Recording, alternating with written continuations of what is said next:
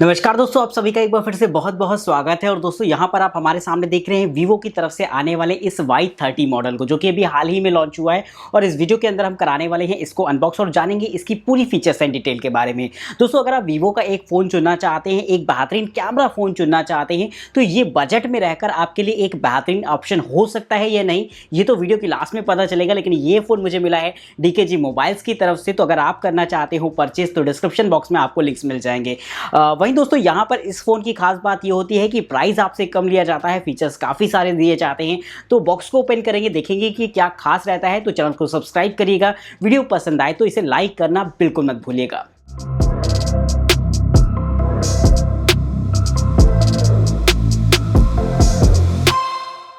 तो दोस्तों यहाँ पर आप हमारे सामने देख रहे हैं वीवो की तरफ से आने वाले इस Y30 को। सबसे पहले पैकिंग को अगर देखा जाए तो एकदम सिंपल सी आपको पैकिंग देखने को मिल जाएगी Y सीरीज़ की तरफ से। और यहाँ पर आपको मिल जाती है iView डिस्प्ले और साथ में AI रियर कैमरास देखने को मिल जाते हैं। 5000 mAh की बैटरी दे रखी होती है। मेड इन इंडिया का टैग यहाँ पर आपको लगा हुआ देखने को मिल जाएगा। तो आप एक तरीके से इसे असेंबल इन इंडिया मानकर चल सकते हैं। तो फटाफट बॉक्स को ओपन करते हैं, देखते हैं कि क्या खास रहता है इस बॉक्स में आपके लिए। इसे मैंने ऑलरेडी ओपन कर लिया था और पूरी तरीके से सेटअप करा ली थी, जिससे कि कम से कम समय में आपको ज़्यादा से ज़्यादा डिटेल दे पाऊँ।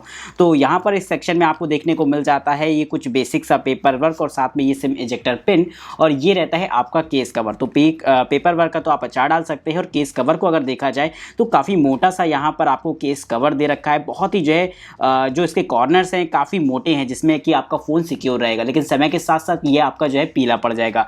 तो इसका तो खैर कुछ नहीं किया जा सकता है, लेकिन फ़ोन को निकाल कर साइड में रखेंगे और आप देख सकते हैं यहाँ पर अंदर की तरफ आपको एक स्टिकर देखने को मिल जाता है। ये स्टिकर आपका वारंटी वगैरह के काम आएगा। और अंदर की तरफ मिल जाती है आपको कुछ एसेसरीज, और यहाँ पर मिलता है वीवो का चार्जर। जैसे कि आप देख पा रहे होंगे यहाँ पर काफ़ी लाइट वेट सा ये चार्जर रहता है। और ओवरऑल अगर आप इसके लुक की बात करें तो जो वीवो का ट्रेडिशनल चार्जर आता है वही आपको देखने को मिलेगा। आउटपुट रेटिंग यहाँ पर 5 वोल्ट 2 एम्पियर की रहती है। तो 10 वाट का ये एक आपका स्टैंडर्ड चार्जर होता है। साथ ही आप देख सकते हैं अंदर की तरफ ये केबल को, जो कि आपकी टाइप सी बेस्ड रहती है। तो ये चीज़ कहीं ना कहीं थोड़ी सी मज़ेदार रहती है कि टाइप सी यहाँ पर आपको देखने को मिल गया है, जिससे कि आपके लिए काफ़ी ज़्यादा बेहतर रहेगा आजकल के हिसाब से। तो फिलहाल सामान को साइड करते हैं, बात करते हैं फ़ोन के बारे में डिटेल से। तो दोस्तों यहाँ पर आप हमारे सामने देख सकते हैं इस फ़ोन को, जिसे कि मैंने पूरी तरीके से सेटअप करा लिया है। सबसे पहले अगर आपकी नज़र जा रही होगी इसकी डिस्प्ले पर, तो काफ़ी ज़्यादा खूबसूरत सी यहाँ पर डिस्प्ले देखने को मिलती है। जो साइज़ रहता है ये काफ़ी ज़्यादा बड़ा सा रहेगा, जिससे कि आपको इसे गेमिंग वगैरह करने में काफ़ी आसानी रहेगी इसके साथ। और अगर आप इसके साइज़ की बात करेंगे तो 6.47 इंचेस का IPS पैनल दे रखा होता है। ओवरऑल अगर आप देखेंगे इसकी क्वालिटी को तो काफ़ी ज़्यादा मज़ेदार रहती है। लेकिन यहाँ पर आपको देखने को मिलता है HD+ का रेजोल्यूशन। तो आप इसकी डिस्प्ले में अच्छी तरीके से देखेंगे, ओवरऑल लुक काफ़ी अच्छा आ रहा है। ऊपर की तरफ आपको पंच होल देखने को मिल जाता है, जहाँ पर रहता है आपका सेल्फी कैमरा। ये सेल्फी कैमरा आपका 8 मेगापिक्सल का रहता है। तो कहीं ना कहीं ये चीज़ कमाल की रहेगी। ऊपर की तरफ आपको स्पीकर की ग्रिल देखने को मिल जाती है। साइड प्रोफाइल की अगर बात करते हैं तो यहाँ पर आपको पावर बटन के साथ साथ वॉल्यूम कीज देखने को मिल जाएंगी। ओवरऑल कलर काफ़ी अच्छा लग रहा है। और दूसरी तरफ आपको डेडिकेटेड सिम स्लॉट के ऑप्शन देखने को मिलेंगे। तो ये भी चीज़ कहीं ना कहीं थोड़ी सी मज़ेदार रहती है। अपर सेक्शन को अगर आप देखेंगे तो एकदम नीट एंड क्लीन रहता है वीवो का। और नीचे की तरफ वही आपको जाना पहचाना मेन्यू देखने को मिल जाता है, यानी कि एक ऑडियो जैक, एक छोटा सा माइक और साथ में टाइप सी पोर्ट, और ये रहते हैं आपके स्पीकर्स। तो यहाँ पर आपको टाइप सी देखने को मिला है, ये चीज़ कहीं ना कहीं अच्छी लगती है। लेकिन सबसे कमाल का फीचर यहाँ तो आपको बैक पर देखने को मिल जाता है, क्योंकि यहाँ पर आपको मिलता है ट्रिपल कैमरास। और साथ ही अगर आप इसके बैक के लुक को देखेंगे तो ये आपको बहुत ही ज़्यादा इंटरेस्टिंग लगने वाला है। ब्लू कलर में बहुत अच्छा लगता है। और आप देख सकते हैं रेक्टेंगल शेप में यहाँ पर आपके क्वाड कैमरास रहते हैं। और साथ में अगर आप देखेंगे यहाँ पर क्वाड कैमरा सेटअप को, तो आपको दूर से तो ऐसा लगेगा जैसे ट्रिपल कैमरास है, लेकिन यहाँ पर एक छोटा सा बगल में आपको कैमरा दे रखा होता है, जो कि यहाँ पर आप देख सकते हैं छोटा सा। और ओवरऑल अगर आप देखेंगे यहाँ पर तो आपको 13+8+2+2 मेगापिक्सल के कैमरास देखने को मिल जाते हैं। यहाँ पर पीछे की तरफ आपको फिंगरप्रिंट स्कैनर दे रखा होता है, जो कि आपको काफ़ी ज़्यादा पसंद आएगा। नीचे की तरफ आपको वीवो की ब्रांडिंग दे रखी होती है। तो ये चीज़ काफ़ी कमाल की लग रही है यहाँ पर देखने में। लेकिन अगर आप चलेंगे एक बार इसकी इंटरनल स्पेसिफिकेशंस के बारे में बात करने के लिए, तो यहाँ पर ये रहता है इसका अबाउट फ़ोन नीचे की तरफ। तो यहाँ पर जाकर आप अगर इसका अबाउट फ़ोन देखेंगे तो यहाँ पर आपको मॉडल वगैरह की डिटेल वगैरह देखने को मिल जाएगी। देख सकते हैं फन टच OS आपका साफ साफ लिखा हुआ है, यानी कि ये ऑपरेट करता है आपका फन टच OS में। और यहाँ पर एंड्रॉइड वर्जन आपको 10 देखने को मिल जाता है, जो कि फिलहाल अपग्रेडेड वर्जन रहेगा आपका ऑपरेटिंग सिस्टम का। साथ ही यहाँ पर आप प्रोसेसर की अगर बात करेंगे तो यहाँ पर मिल जाता है आपको हीलियो का P35 प्रोसेसर, जिसे कि मैं एक एवरेज प्रोसेसर मान के चलता हूँ। साथ ही वेरिएंट को तो आप अपने हिसाब से चुन सकते हैं। तो ये चीज़ कमाल की रहती है। 5000 mAh की बैटरी भी देखने को मिल गई है, तो ये भी चीज़ कहीं ना कहीं थोड़ा सा मायने रखेगी। तो अब चलते हैं, बात करते हैं भाई कैमरा के बारे में। तो कैमरा इसे ओपन कर लेते हैं और सबसे पहले नॉर्मल मोड पर फोटो क्लिक करेंगे और देख सकते हैं यहाँ पर क्वाड कैमरा है, यानी कि मोड्स तो आपको बहुत सारे दे रखे होंगे, चाहे माइक्रो लेंसेज का हो या फिर वाइड एंगल का हो, तो सबको तो टेस्ट करना थोड़ा सा मुश्किल है। तो यहाँ पर आप देख सकते हैं कैमरा की ओवरऑल शार्पनेस को तो काफ़ी अच्छी आ रही है। तो मुझे यहाँ पर लगता है कि जूमिंग क्वालिटी वगैरह भी बहुत अच्छी परफॉर्मेंस आपको देखने को मिल जाएगी यहाँ पर, तो ये चीज़ काफ़ी बेहतरीन रहती है। तो कैमरा के बारे में तो यही कहेंगे कि काफ़ी अच्छी आपको इमेज यहाँ पर देखने को मिली है, लेकिन मुझे ऐसा लगता है कि कलर थोड़े से आपके ब्राइट रहते हैं, तो ये भी चीज़ कहीं ना कहीं अच्छी लग रही है। तो फिलहाल स्विच करते हैं सेल्फी पर और जल्दी से कर लेते हैं एक फ़ोटो को क्लिक। तो यहाँ पर अगर आप देखेंगे इसकी क्वालिटी को, तो ओवरऑल अगर आप इसकी क्वालिटी को जज करते हैं तो आपको ऐसा लगेगा कि काफ़ी अच्छी आ रही है, लेकिन जूमिंग क्वालिटी थोड़ा सा आपको ऊपर नीचे होती हुई दिखेगी। शार्पनेस यहाँ पर हालांकि इसका कैमरा बरकरार रखता है, लेकिन ओवरऑल अगर आप कलर्स को देखेंगे तो काफ़ी ओरिजिनल से रहते हैं। यहाँ पर एक चीज़ और मैं थोड़ा सा नोटिस कर पा रहा हूँ, क्योंकि यहाँ पर आप अगर शार्पनेस को बहुत अच्छे से देखेंगे तो जो सेंसर का फोकस करने का स्टाइल है वो काफ़ी अच्छा है। एक एक आप बाल को देख सकते हैं, ऊपर की तरफ क्लियर रहता है, तो इसकी यहाँ पर मैं तारीफ करना चाहूँगा। तो ओवरऑल यहाँ पर क्वालिटी काफ़ी अच्छी रहती है।